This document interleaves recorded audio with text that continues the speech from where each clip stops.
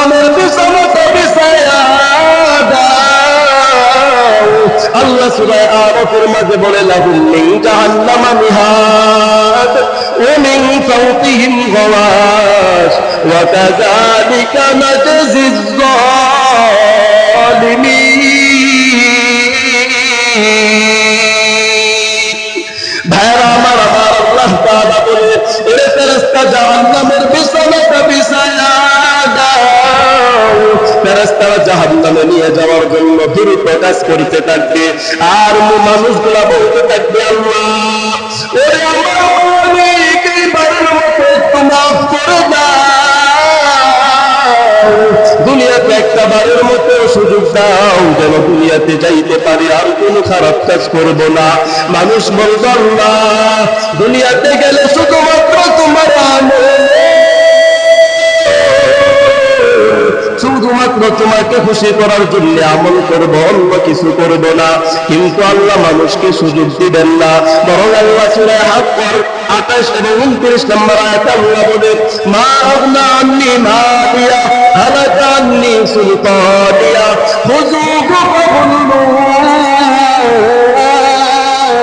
আল্লাহ বলবে ফেরেশতা, এ ফেরেশতা জাহান্নামের আসামিটাকে ধরো। আল্লাহ বলতে দেরি, ফেরেশতারা ধরতে দেরি হবে না।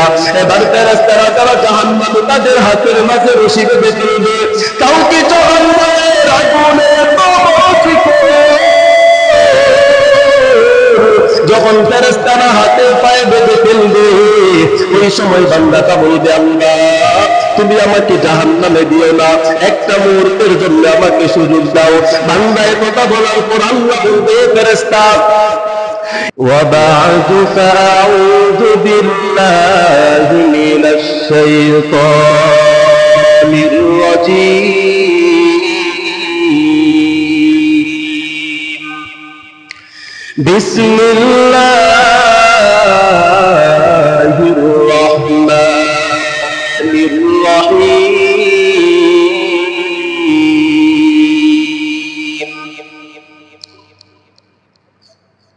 قل إن صلاتي ونسكي ومحياي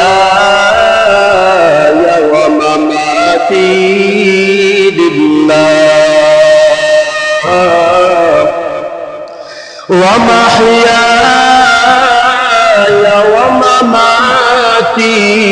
لله رب العالمين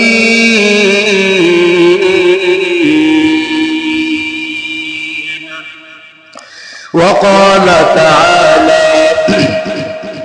يا أيها الذين آمنوا اصبروا وصابروا ورابطوا واتقوا الله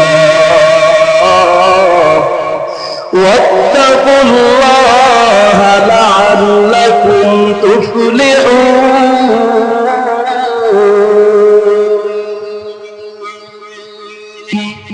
وقال رسول الله صلى الله عليه وسلم الصلاة عماد الدين أو كما قال عليه الصلاة والسلام تکبیر میں کلمہ میں نمازوں میں اذان میں تکبیر میں کلمہ میں نمازوں میں اذان میں ہے نام الہی سے ملا نام محمد ہے نام الہی سے ملا نام محمد فرماتے ہیں آدم کو مجھے خلد طری میں فرماتے ہیں آدم کو مجھے خلد طری میں لکھا ہوا تو باب ملا نام محمد لکھا ہوا تو باب ملا نام محمد ہے میم महबूब मखलूक का इशारा है मीम में महबूब मखलूक का इशारा फिर क्यों न हूँ महबूब खुदा नाम मोहम्मद फिर क्यों न हूँ महबूब खुदा नाम मोहम्मद।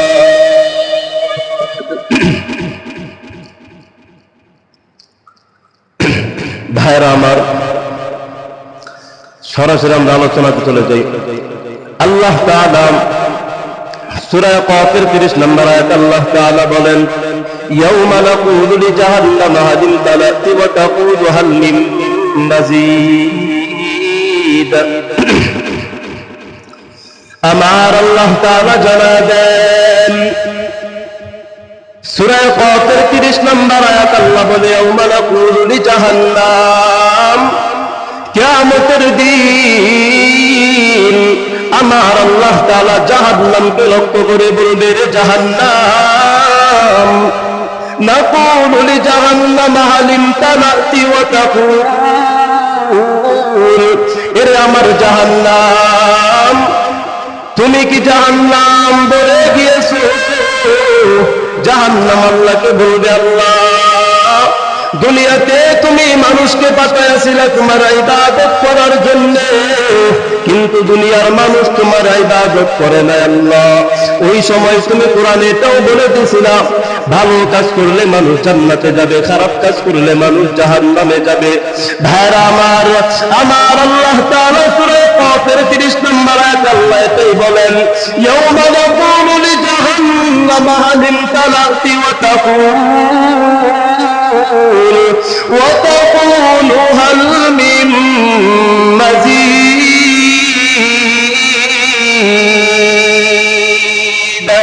আমার আল্লাহ তাআলা বলে দিল, হে জাহান্নাম, রে জাহান্নাম তুমি কি বলে দিয়েছো?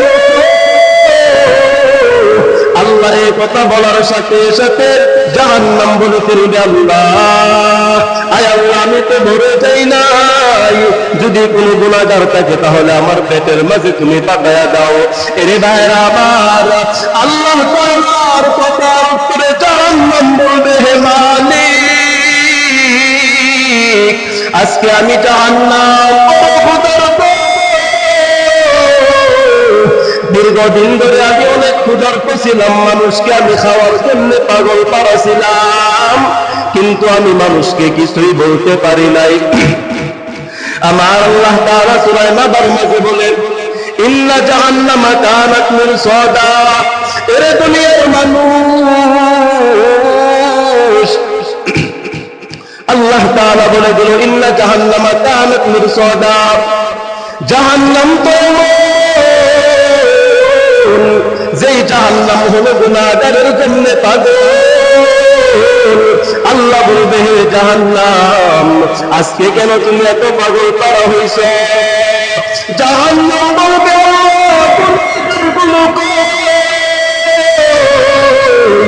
এই গুনাহগার গুলোকে আমার পেটে দাও, আমি জাহান্নাম মুহূর্তের মাঝে এদেরকে খেয়ে ফেলবো। আমার আল্লাহ বলবে, রে জাহান্নাম এত তাড়াহুড়া কেন করতেছ রে জাহান্নাম? এরে জাহান্নাম একটু অপেক্ষা কর, আমি আল্লাহ বিচারটা শেষ করে জাহান্নামীদেরকে জাহান্নামে পাঠায়া দিব। আমি আল্লাহ একটু ফয়সালা করার সুযোগ দাও। আল্লাহ সূরা ইয়াসিনের মাঝে বলে, ওয়ামতাজুল ইয়াওমা আইয়ুহাল মুজরিমুন, কিয়ামতের ময়দানে আল্লাহ বলবে, রে অপরাধীরা আজকে তোমরা মুমিনদের থেকে আলাদা হয়ে যাও। এই কথা শোনা মাত্র যারা অপরাধী তারা বড় পাগল। অপরাধীরা বলবে, আল্লাহ দুনিয়ার জীবনে মুমিনের সাথে চলেছিলাম, আজকে কেন মুমিনদের থেকে আলাদা হয়ে যাব? কারণটা কি? আমার আল্লাহ বলবে, অপরাধী কোনো কথা বলবে না। এখন তুমি তাকায় দেখো, যারা আমার কাছে মাফ চাই এদের আমলনামায় দেখো, যদি দুনিয়াতে এরা ভালো কাজ করে তাহলে তাদেরকে সুযোগ দেওয়া হবে, আর যদি খারাপ কাজ করে তাহলে সুযোগ দেওয়া হবে না। ভাইরা আমার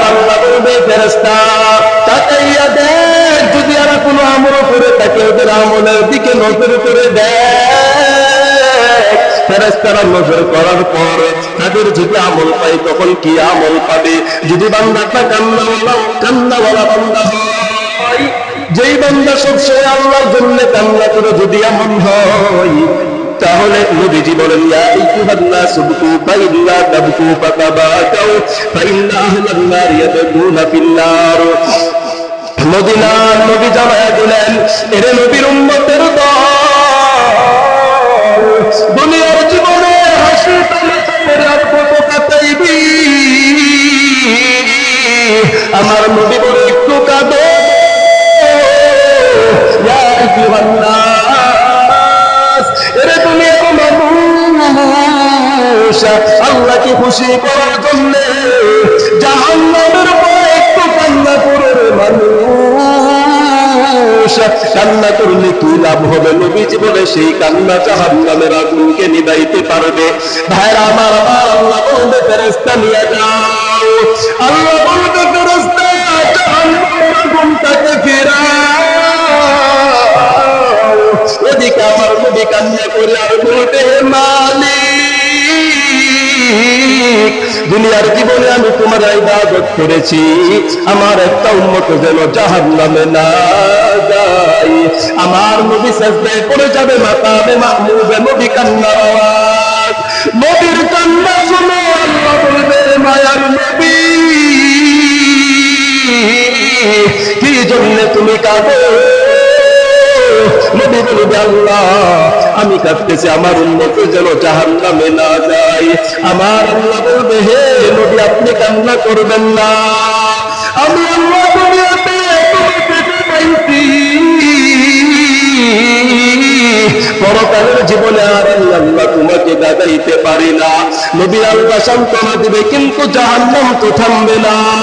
জাহান্নাম বলবে, আল্লাহ, দ্রুত গুনাহগার গুলোকে আমার পেটের মধ্যে দাও, আমি এদেরকে মুহূর্তের মাঝে খেয়ে ফেলবো। এটাই তো জাহান্নাম। আল্লাহকে বলার পর আল্লাহ বলবে, হাল মিন মাজিদ, এরে জাহান্নাম, তুমি কি বলে গিয়েছো নাকি তোমার আরো গুনাহগার লাগবে? জাহান্নাম আল্লাহর দিকে আসতে দেখবে, আর আল্লাহ বলবে, 70,000 ফেরেশতা তোমরা ওই যে জাহান্নাম থেকে তোমরা সবাই ধরে ফিরাও, কিন্তু জাহান্নামকে 70,000 ফেরেশতা ফিরাইতে পারে না। এত ভয়ঙ্কর আকার ধারণ করবে সেই জাহান্নাম। আমার আল্লাহ তখন বলবে, এই ফেরেশতা তোমরা কেন জাহান্নামকে ফিরাইতে পারো না? কারণটা কি? আল্লাহ বলবে, ফেরেশতা, দ্রুত জাহান্নামের আগুনটাকে ফিরাও, আমার একটা বান্দা যেন জাহান্নামে না যায়, আমার বান্দা যেন জাহান্নামের আগুনে না যায়, জাহান্নামের আগুনটাকে একটু ফিরাও। এই কথা বলার পর ফেরেশতারা ফিরাইতে পারবে না। ওদিকে আমার নবী কান্না করে আর বলে, হে মালিক, জাহান্নামের আগুনকে তুমি ফিরাও, আমার একটা উম্মত যেন জাহান্নামে না যায়। ওই উম্মত জাহান্নামে গেলে আমি নবী সহ্য করতে পারবো না গো আল্লাহ। ওই সময় আমার আল্লাহ কুদরতের কিছু পানি জাহান্নামের মাঝে ছেড়ে দিবে। কুদরতের পানি জাহান্নামে ছেড়ে দেওয়ার পর 70,000 ফেরেশতা বলবে, আল্লাহ রে, আমরা 70,000 ফেরেশতা জাহান্নামের আগুনটাকে ফিরাইতে পারলাম না। তুমি মুহূর্তের মাঝে জাহান্নামে একটু পানির ছিটা দিলা কেন? জাহান্নাম দ্রুত চলে গেল। আল্লাহ বলবে, হে ফেরেশতা, আমি তো আল্লাহ তোমার গোলাম, হে ফেরেশতা, আমি আল্লাহ বান্দার বরাবর করে বানাইছি, ওই বান্দাকে আমি আল্লাহ জাহান্নামে দিতে পারি না। ফেরেশতারা বলবে, আল্লাহ, এটা কিসের পানি? যেই পানিটা তুমি জাহান্নামের আগুনের মাঝে ছেড়ে দিলা। আল্লাহ বলবে, হে ফেরেশতা, এটা তো দুনিয়ার কোনো পানি না। ফেরেশতারা বলবে, আল্লাহ, তার মানে কে হাউজে কাউসারের পানি নাকি জমজমের পানি নাকি আবে হায়াতের পানি? আল্লাহ বলবে শুনে, এটা হাউজে কাউসারের পানি না, জমজমের পানি না, আবে হায়াতের পানি না, এটা হলো আমার গুনাহগার বান্দার চোখের পানি। আল্লাহ কথা বলার পর ফেরেশতারা বলবে, আল্লাহ তোমার গুনাহগার বান্দার চোখের পানির এত দাম, তোমার বান্দারা তাহলে কেন দুনিয়াতে কান্না করে নাই? এরে দুনিয়ার মানুষ, যেই জাহান্নামের আগুনকে ৭০,০০০ ফেরেশতা ফিরাইতে পারল না, ওই জাহান্নামের আগুন এক ফোঁটা চোখের পানি দ্বারা ফিরাইয়া গেল। ওইদিকে আল্লাহ তাআলার এক ফেরেশতা হযরত জিবরাইল